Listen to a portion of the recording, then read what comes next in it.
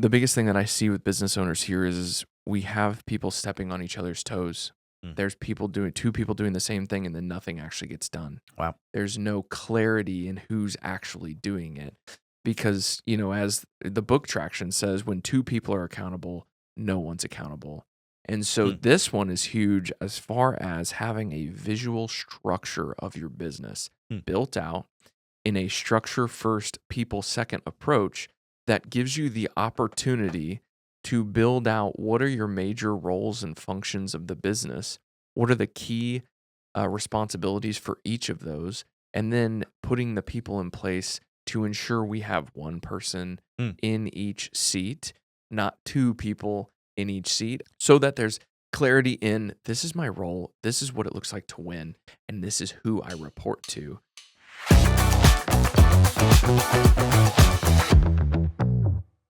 Welcome to the Maven Marketing Podcast. Today is Maven Monday. I'm your host, Brandon Welch, and I am joined for the first time ever by a master in productivity, people, and peace with your business. I'm so excited to introduce to you today my friend Zach Hoskins. Hello, Zach. Super excited to be here. Couldn't be more excited. Welcome. This is the place where we help you eliminate waste in advertising, grow your business, and achieve the big dream. And we're going to do all three of those things today. Let's just get into the, formalities here. Yeah, let's do it. I've got to read to you about you. Please. And We'll I see. know how painful that is for you, so I'm going to make it take a long time. Absolutely. Zach helps businesses and people facing chaos pivot to clarity and sustainable growth. After mastering the art of strategic planning with hundreds of organizations, he founded the firm, The Efficiency Conductor, to help CEOs maximize their time, influence, and impact. Serving as the integrator CEO of multiple companies over the past decade, Zach is no stranger to growing through adversity. In the midst of a chaotic business time, he created a multi-million-dollar revenue stream from scratch in under 2 years. From scratch. That's awesome. With a decade of service to the Missouri Air National Guard, thank you so much for your service. Appreciate that. Decorated with honors, Zach's blend of military discipline and business acumen sets him apart from your average coach. That unique blend allows him to offer a set of essential principles and creative business thinking to guide entrepreneurs towards lasting success. Outside of work, you'll find Zach volunteering with his wife, Lauren, training in jiu-jitsu, or slamming it in your face on the pickleball court. It's perfect. Yeah. You like that. Love it. So today he's going to bring his keynote from the stage into the studio. Here we go. And I happen to have heard really good things about this. And I was like, we've got to get that in here. Can't wait. Called The Six Pitfalls of Business Chaos and How to Avoid Them. Mm-hmm. That's right. We're going to dive in. Do I have your attention? I know I have the attention of the of our friends listening because haven't we all been there? Yeah.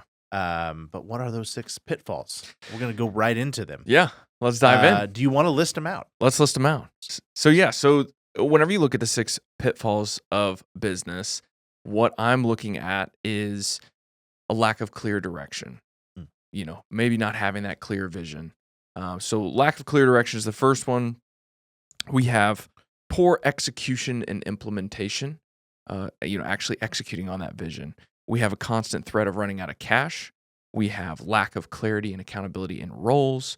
We have team dysfunction, maybe some wrong people, and then costly and frustrating meetings. So those are the six key pitfalls of business chaos that I've seen. I can think of situations in each one of those for sure. So you're going to tell us how to avoid those. Yeah, for sure. And maybe help us diagnose if that's what might be going on in our business. So 100%. I know so many of our friends and clients over the years, just super capable, high-performing people, like the top, 1% of professional humanity, I would say. And it really, what I found is even at the highest levels, and I can think of, some of my friends that are running $50+ million companies. And these guys are unicorns in their industries. Mm-hmm. But this idea of business chaos doesn't even escape them at that high level. And so I know this applies down at the lower end. We've all been there wearing all the hats. I think it even applies to some of our very established friends. And tell me about lack of clear direction.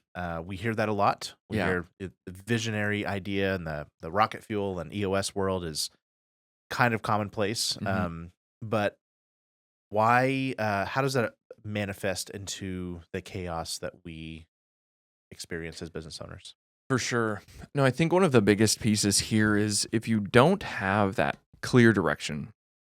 So, and maybe it's not that you don't have the clear direction, but maybe it's you're a high performer and you have that clear direction in your head and you've never actually gotten it out on paper. You've never communicated it to someone else.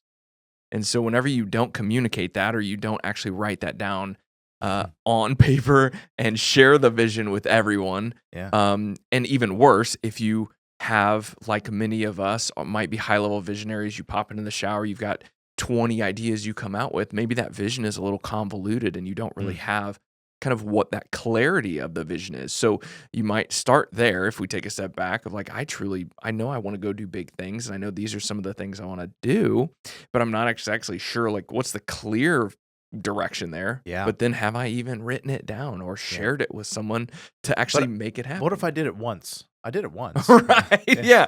Well, you all know, like, so I'm actually my wife and I are expecting our first kiddo in the next 6 weeks or so.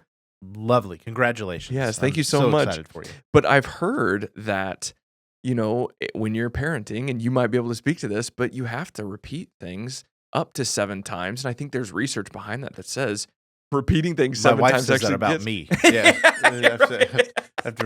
Has to repeat it to me. Yeah. So that's right. There's truth to that definitely in parenting. I can 100% attest to that. But I would say that more in line with this podcast, that's marketing. That's right. The minimum frequency we look for in a campaign is 4 a week. Yeah. 4 per week. And that's on the low end of advertising. Some of our guys are doing, 2 to 3 a day for a message. And we do that for 52 weeks. And so the average audience has been exposed to that message, 150 times or more, So repetition is key. I heard Zig Ziglar say it once, motivation is like bathing. We recommend it daily. Yes, for sure. And I think that's a pitfall of a lot of business leaders I see. It's like the last time we heard anything about vision was the first week of January when we had our rah-rah event. And, it's exceptionally talented, skilled, or otherwise convicted people about their thing just sort of walk around assuming everybody else gets it. Yeah. And then when they don't, like the immediate assumption is, well, you don't belong here. Or do you not get it? Like, didn't you hear me speak once? Right. And truth is, if those people got it to the level that visionary got it, they wouldn't need the visionary. They would be running their own ship, or they would be doing their own thing. And that's not a better than or worse than. That's just if you got hit with that spell of your thing, it's so much involved in your DNA and you operating every single day, you're going to live it and breathe it. But that doesn't mean that it's as contagious as you think it is. And that's good news. A good point. It actually, because that means you were called to do it and probably others weren't to that level. That's right. But that's where you come in, right? Yeah. And communicate that. And that's where that kind of, we'll talk about this here in a little bit, but the lack of clarity in roles and how do you know you have the right roles? And something that and we can talk about this a little bit later, but something that I've been recently struggling with some of my clients is the visionaries out there don't feel like that's a true role. And they don't feel like they have the permission to truly be that visionary. They should, quote unquote, right, be working in the business. They should still be doing this type of work. And when they don't build out their role and communicate that, the team doesn't get on board to say, yeah, actually get out of the office and go do the visionary thing so we can grow this thing. Yeah, it's the whole E-myth. It's the whole, correct. I think there are business owners who don't have that visionary curse. Sure. We'll call it a curse, that spell put over them. And they got into the business for a logical reason because they were a skilled worker or they were good at something. And I think there's 2 ways you can go on that. You can just get over it and learn the skill and not be afraid to speak up and say like, no, you actually get to do this. And believe it or not, for as big picture as my dialogue tends to be, that was actually a thing I had to do. I had to get over the fact that, I should probably collaborate here a little more and I shouldn't just call it like it is. Sure. It's like, no, damn it, you should call it like it is, right? Yeah. If you've got it in you and you woke up, if that pulled you out of bed, guess what? You're the guy that gets to do that. That's You right. have been called to do that. If you're not the guy that got pulled out of bed, now I think you can. I think you can be an integrator and an owner. Mm-hmm. I think you can be the COO, operations person, and owner, as long as you understand you need somebody with that strength. 100%. And what happens at the lower levels of business, is nobody can afford to pay a CEO. Yep. If they're not one. Yes. So you have to fake it for a while, I think. I Would think you so agree with too. that? Yeah. Well, and something in my specific experiences is I lean more towards that integrator side. Mm. And something that I've found is who are my board of advisors that I can surround myself with to help me drive that vision, to help me have some more of that quick start in me. Because I have a lot of follow through and a lot of research and kind of that stuff, and I can make things happen. I can do it, and I'm an owner. And so surrounding myself with those people who do push me to have a higher level of vision, who do push me to start things quicker is super important. So I'm usually the guy around the campfire saying, you know what we should do? And then whatever. And then you're the guy waking up the next morning going, yeah, when are we going to do that? That's right. And I'm like, why would we execute on that idea? Because we're going to have a better one here in a minute. Yeah, that's exactly right. That's typical visionary integrator thing. And 100%.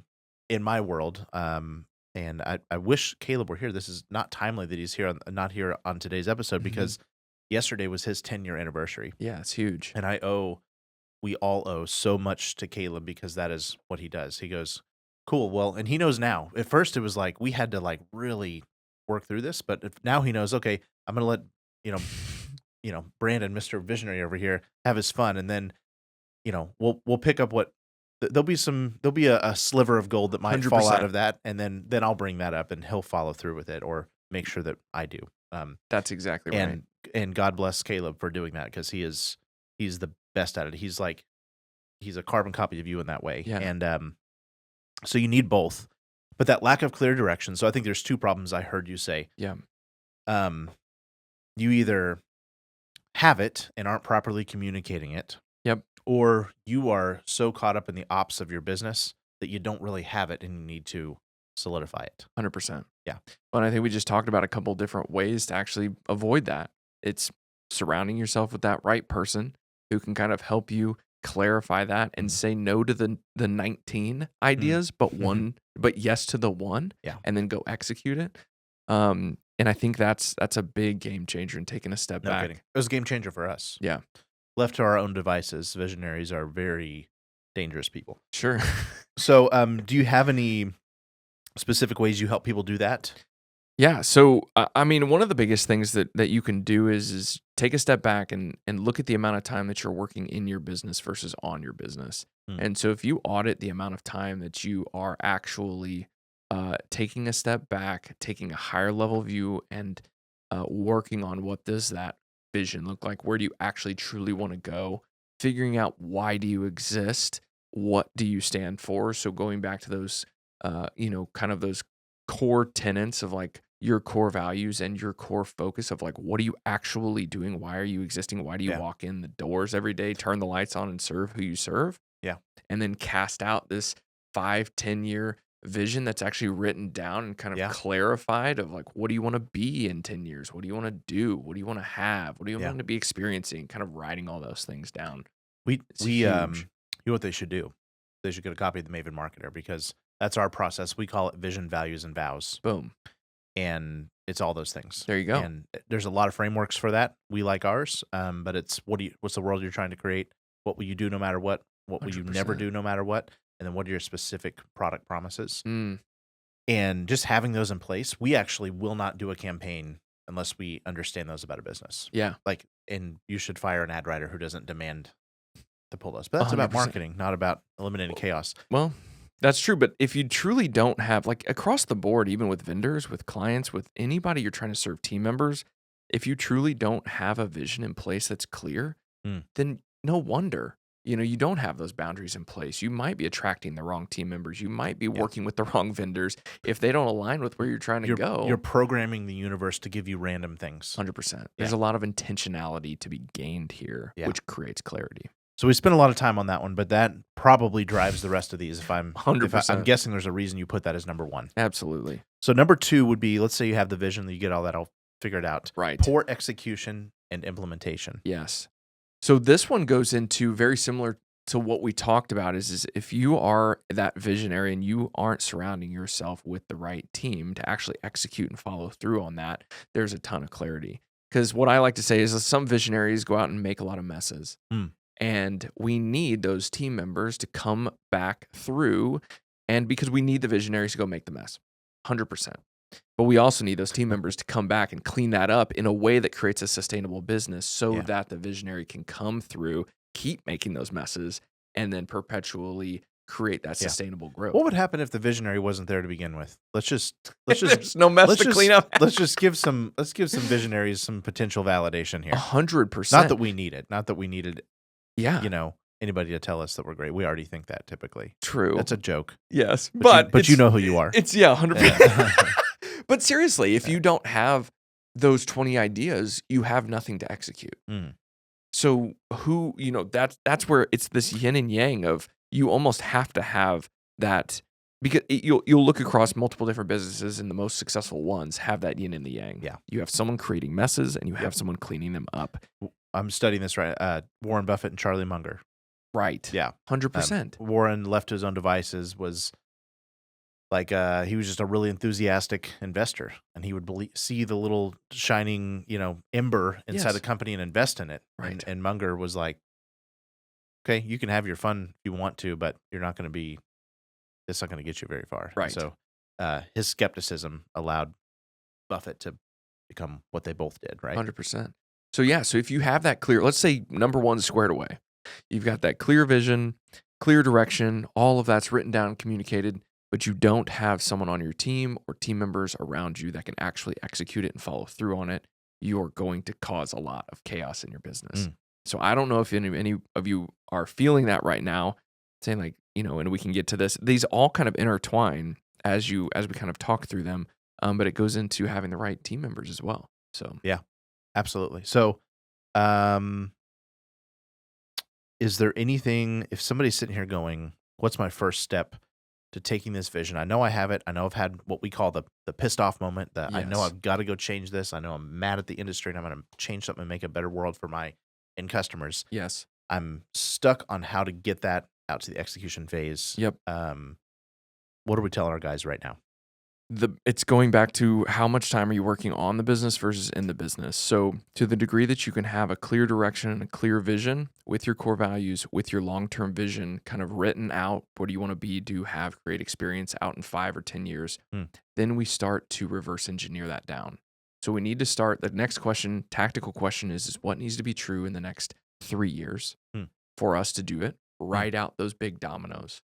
Once you have the 3-year written out, you write out your 1 year. What needs to be true by the end of this year? So we're sitting here. It's just it's in between Christmas and New Year's. What are the things that have to be true for us to be on track for our 3-year, on track for that longer term?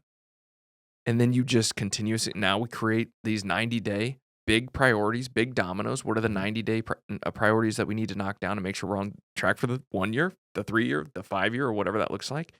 And then you map out, what do I need to do next week? And so creating a consistent cadence of reverse engineering those huge visions down into something that's actually attainable and tangible. Yeah. That's what you do here. Yes. Sounds so simple. That's right. And I think in your experience, it probably is. For me, Yeah, it don't is. have when you do this for other companies, you don't have the emotional correct. Baggage the buy-in. Yeah, and it's being that close to the business day in and day out, being in the trenches, whatever that looks like for you, kind of executing and doing what you need to do, managing all those things is very difficult to not be emotionally tied to that. But a majority of the time, when you bring a third party person into that, I don't know if you've ever experienced that in your life and other things other than business, but they can kind of point things out that you might not see. They might be able to, like you said, they lack that emotional attachment to your baby, and you can kind of point directions out, and it might. I bet people walk away from your engagements just feeling like, clarified and on fire to go do the thing, because they're like, finally, somebody who cut through all the chaos. So speaking of that, let's get to the third thing of chaos. Yes. The third thing, the pitfall. Yes. Constant threat of running out of cash. Right. Raise your hand if you've ever felt anything like this. I mean, I think everybody has had something like this happen to them, especially if you have started a business or if you're running a business, growing a business, scaling it, all of those things. And so this one is just like higher level. I don't really get too deep into this. I typically refer to, a higher level CPA or something like that to Yeah. as far as a board of advisors. But one of the key things that I've noticed whenever I work with businesses that don't have these couple of things in place is they're feeling a lot of chaos with their cash. So Mm. they aren't paying attention to a budget, Mm. a year-long budget. That's kind of what's true and what's projected, what was actual versus projected, and kind of keeping track of that month over month. Yeah.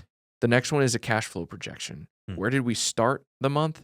Where will we end the year? Or where did we start the year with our cash balance? And where will we end the year based on that budget? Yeah. So then you can start to, contingency plan and put things out to kind of see where your cash Yeah. will end at the end. Yeah. And taxes and Taxes, all new those hires. things. And I think where I see it the most in my industry is just the emotional commitment of emotional, meaning like there's risk when you're hiring people 100%. for them and you. If you have a holistic view, one of our core values is if we're not growing you, we're using you. Yeah. And if you're not growing us, you're using us. And so how do you make sure that you can weather that? Because there's a ramp up period. You Yes. probably shouldn't wait to the last minute to hire that extra person Right. to release your bandwidth. True. And so if you don't have those things in place, and the third one I would say, so the first one's budget, second one's a cash flow projection, the third one is cash reserves. Yeah. And that's so where if- that comes in. Yeah, if you don't have those three in place, you can see how the chaos can ensue. But if you have those three things in place, for example, your capacity process. So let's say you're crushing it with sales and marketing and you need to bring on another person. Well, if you don't have a budget in place, obviously you don't know how that's going to affect your expenses and how that's going to affect what you truly want as a business owner. Right. Whether that's more impact, more revenue, or more profit, whatever that looks like, but you don't know what that does. And then if you hire that person, you don't know how that's going to affect your cash flow, knowing like, how do I weather these storms? What does the contingency plans look like?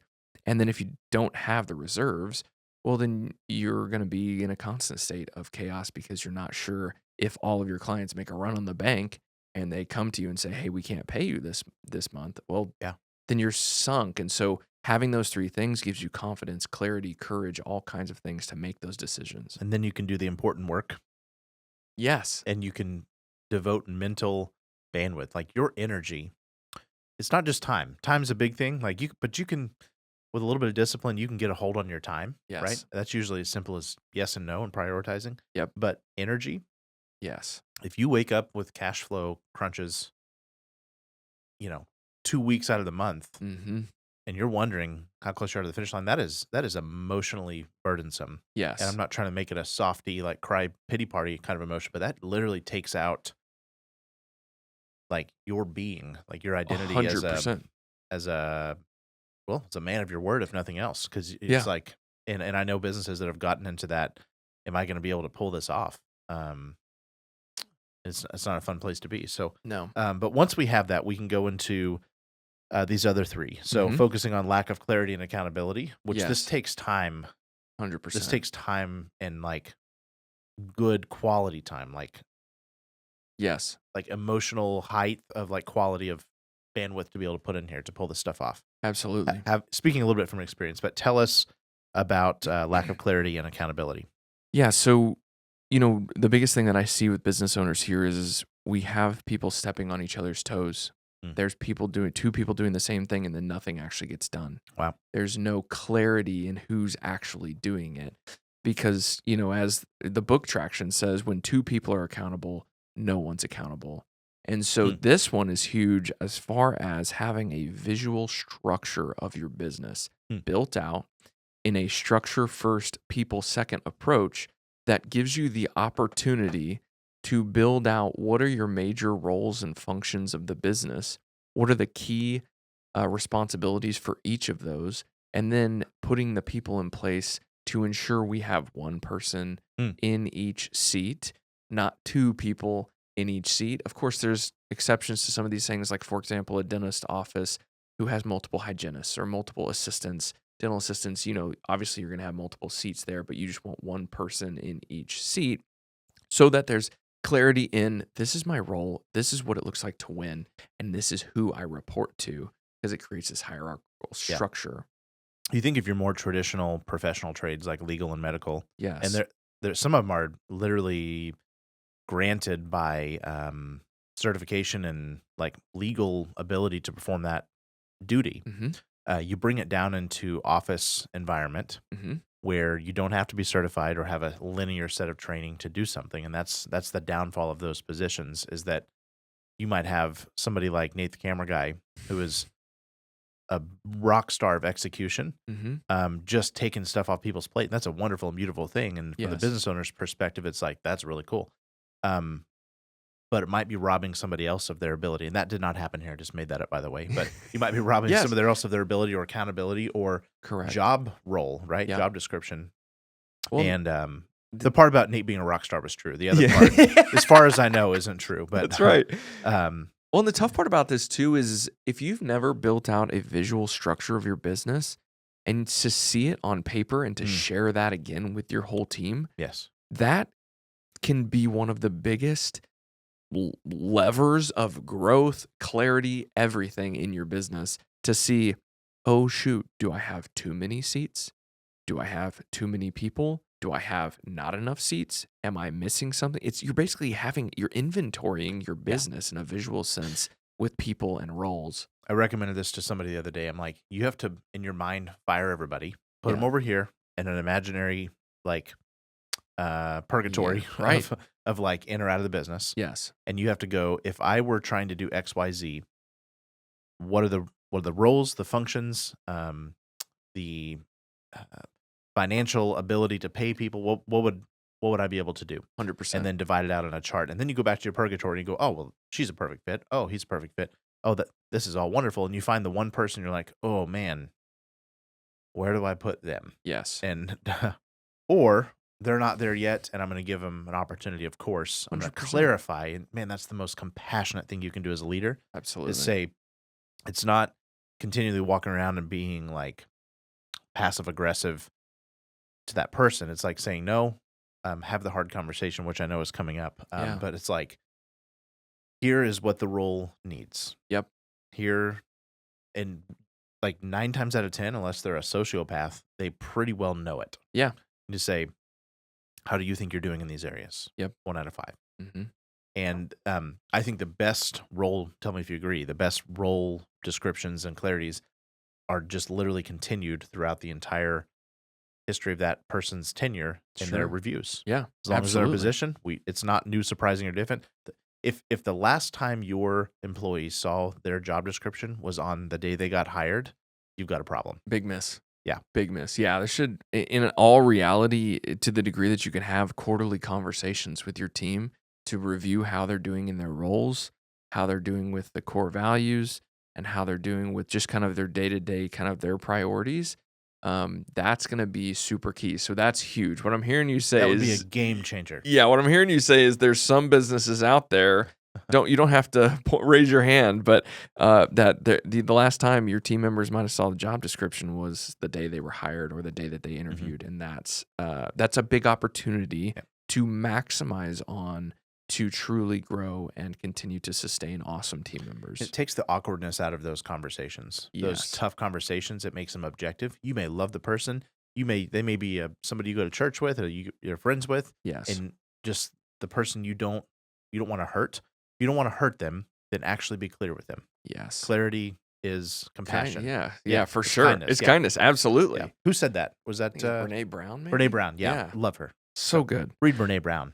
Yes. By the way, while you're at it. So stop this podcast and really just go listen to any of her books. 4. So get your clarity and accountability in check. Yes. And then wrong people on the bus. You're going to find wrong people and dysfunction in the team. Yeah. Tell us about that. So the classic one here, this is the fifth pitfall, wrong people and team dysfunction. The classic one of this is the rainmaker who's an asshole. The person who can sell all of the things, generate a ton of revenue, but the team doesn't like them. Yeah. And the business owner's stuck with it's on a constant apology tour. A constant apology tour, but they're also seeing that revenue And if you aren't checking yourself and checking the pulse of your team, you can be like, oh my gosh, this is great. Look at our numbers. Yeah. But then if you aren't checking the pulse of your team, that's where the dysfunction comes in. And some team members may or may not leave over that. Yeah. Well, that's the biggest. What would be worse than them leaving? Leaving, you would at least have an indicator of your business. It would be Great worse point. if they stayed and they were miserable. Absolutely. Because they're going to suffocate themselves and you and eventually your customers and eventually the people around them. If you've got a sales guy making that person's life miserable, because I've experienced, sometimes they're not just, jerks. Right. Sometimes they are just incompetent. Yes. They might be really good at the relational side of things, but they're incompetent and they're constantly relying on other people to, do their stuff for them. And if that's understood as a role and it's provided for in the org structure, fine. Absolutely. But sometimes it's like, no, you are you're trying to fix the system for delivery of a product by being a salesperson, and that's the wrong way to do it. Right. Because, we've all been there. We've all had to wear that sales hat. Sometimes we say things that are just like, hey, yeah, we can do that. And then you go back to the delivery team. It's like, no, we can't. What are you talking about? And I'm not saying that's not an extreme example, but that's one where like the clarity in roles comes in and what does the actual role look like? How is the salesperson trained? All of those different things. But I use it as an example, as kind of an extreme example of what a toxic kind of potential wrong team dysfunction, opportunity could look like. Yeah. Well, no doubt that paradigm exists. Yeah. So I'd look for it in bad culture fit, lack of disrespect. I think your core values do a ton 100% to align that conversation immediately. Yes. Here, our core values are literally said out loud every week. Mm-hmm. That's how we start our week. And, I think that takes care of a lot of the expectation and like the how we roll, because we've been doing that for like 9.5 years. Mm-hmm. But the other thing we do is in those quarterly conversations, that's first of all, Caleb actually has monthly conversations. Yep. And he would sniff out any of those problems 100%. if they hadn't already seen them. Huge. But then the quarterly conversations are like, we go back to the core values and it's like, do you think you're upholding X, Y, and Z? Yeah.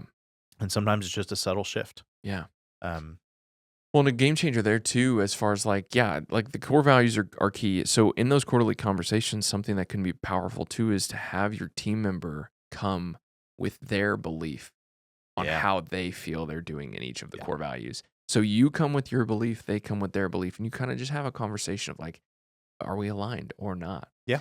Because also like going back to the core values, to the degree that you can get those clear, you're going to start to create this magnetic effect. Yes. You're going to start to attract in the right people. Just like you said, like every week you repeat them out loud.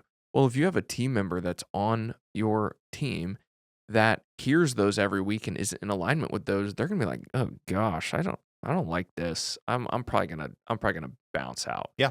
But to the degree that you have, that's exactly right.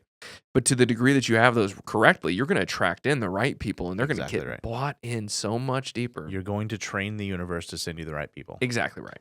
Took me so long to learn that. I was afraid. I don't know why I was afraid for that to happen so much. Maybe because we didn't have the execution and implementation oiled as well. Sure. And so it was like a short-term mentality of like, oh my gosh, what would I do for the next 3 months without that person? Yes. But now I'm like, as fast as possible. Like if you're pretty sure that this isn't working, then we aren't going to be anywhere close to as sure as you are about that it is going to. Correct. And so part as friends, and that's happened. And it's happened. I've had that happen with the best of friends. People say don't hire friends. Well, if you have this in place, and there's somebody you trust and you want to give it a shot, and there's this clear communication, we've gone on to be wonderful friends. 100%. And it didn't do anything because this was the conversation and the cadence was preeminent to any of the problems that might arise. Yep. So, talk to me about the courage to offboard people. Yeah. So one thing I love about this is there's two options when you offboard people. You can coach. Well, there's two options before you start to offboard someone. There's two options. You can coach them in, or you can coach them out. And so when you have the visual structure of your business, the roles built out, and you have your core values, you can coach them in. You can say, hey, what resources, what coaching can we give you to help you out here? How can we get you deeper into it? How can we attract you in? How can we get that buy-in? And then if not, a very generous thing you can do as a business owner is coach them out. Yeah. And what does that look like? Well, it can look like helping them find another role that's better fit for them. Yeah. It could be so many different things. We can talk way deeper. This probably isn't the conversation, but about that. But it's if you approach it as a coach in or coach out mentality, the courage to offboard people kind of It gets to a creates this feel-good thing. relief. Yeah. Well, it's the compassionate thing to do, man. That's Absolutely. the golden rule. Yeah. And I would say it's not like the second best thing. It's actually the best thing to coach people where they need to be. Absolutely. If that happens to be in your organization, great. If Perfect. that happens to be in your organization, all the same, great. Yes. And if you truly care about people at all, and let's hope that everybody listening does. If not, I don't know what to tell you. But if you truly care about people, you will wake up going, I want you to be the best version of you. 100%. And sometimes it's like, I know you were called to be here. Mm-hmm. And sometimes it's like, here's what you're awesome at. You haven't heard this in a while because you've been hearing all the things you're not awesome at. Yes. Because you're required to do a lot of things you're not awesome at. Mm-hmm. But let me remind you of your greatness. That is my favorite thing to do. Huge. No matter the status of a team member. Mm-hmm. I think we should all do that more.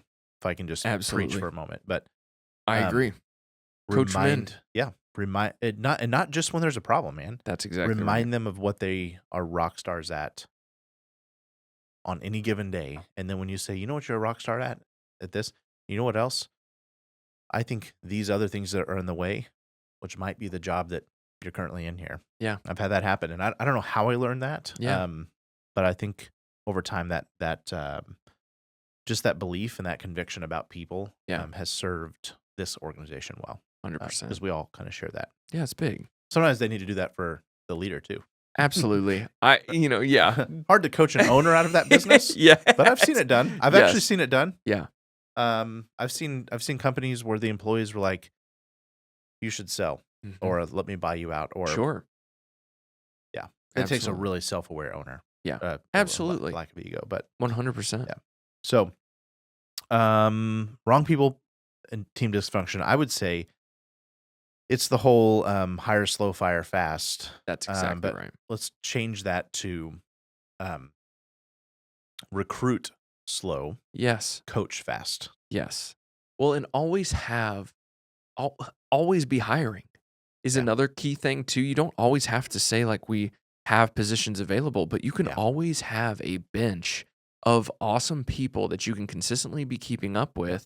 As the visionary, you're kind of responsible for these large relationships. Large relationships equal team members in the future. So create your bench of all-stars that you would love to bring on and then just keep them in the loop. The whole hire slow or recruit slow doesn't have to mean you take forever for the sake of taking forever. It just means you think longer term about 100%. that on-ramp to finding the person. When you find them and the time's right, you better move fast. 100%. That is a fast move, right? Absolutely. But then coach them fast when you get them in. Yep. And man, I've I can think of 2 companies right now who had the most mediocre, lousy team members for, dude, I'm talking 3 or 4 years. Mm-hmm. And every other meeting, it was like, you're not going to believe what so-and-so did next. And like by the second one, I'm like, have we coached this person?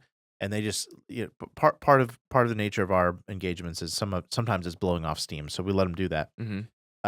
But then you're like, do you need to coach this person? And then they get afraid to do it because they don't have these tools and they didn't have this process. And then sometimes it can get, litigious and they're afraid of who's going to sue them or whatever. Yeah. And it's a bad place to be. So coach fast. Yes. If you don't know how to coach, call my friend Zach. Yeah. You would teach him how to do that, right? I would love to. Okay. Yeah. It'd be awesome. My friend Randy is also really good at that. Absolutely. Costly and frustrating meetings, center of chaos. Number 6. Number 6, the final one, costly and frustrating meetings. And you've kind of seen how we've gone from this higher level kind of down to more tactical. And so when we look at meetings, I'm curious if you've ever felt this. We have to prep for this meeting. We have to build out the agenda. We spend time doing that. Okay, we're not sure who's supposed to be in this meeting. And so we just bring a lot of people in there and hope that it's the right person. Then, or the right people in the meeting. Then we have this meeting. It's supposed to be an hour, but it ultimately goes 2 hours and 15 minutes. And we just kind of talked around in circles. We never solved anything. But we did say we were going to do things.